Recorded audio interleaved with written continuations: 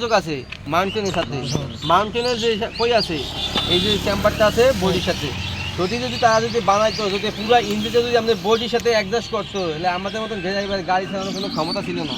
কারণ যখন আমরা গাড়ি স্টার্ট করি অবশ্যই গাড়ি নক করলে কী হইব, এই মাউন্টেনের যে নক যে করে বা ইঞ্জিন কাঁপাকাঁপি করে, যে আপনি বুঝেন যে গাড়ি কাঁপাকাঁপি করে বা যাই করে, এই মাউন্টেনের যে রাবারটা এইটার উপরে প্রেশার যায়, তাও তো ইঞ্জিন পুরো বডি কাঁপে, অনেক সময় কিন্তু পুরো বডি কাঁপে।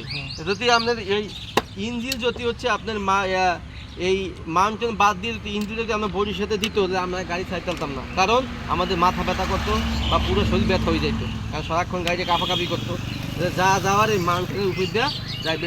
এই মাউন্টেনও কিন্তু কী করতে হয়, চেঞ্জ করতে হয়। যদি আপনার এই রাবারগুলা খাইয়ে যদি খাইয়ে চলে যায়, সেক্ষেত্রে কী করতে হবে, মাউন্টেন চেঞ্জ করতে হবে, নাহলে কিন্তু আমি ইঞ্জিন প্রচণ্ড পরিমাণ নক করবো।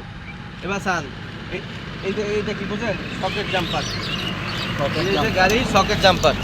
এই আপনার প্রাইভেট গাড়ি দেখবে 4টা সকেট জাম্পার, যেমন এই একটা সকেট জাম্পার, এই একটা দুইটা, পিছনে দুইটা আছে দুইটা, মোট এইসব গাড়িতে হয় 4টে সকেট জাম্পার।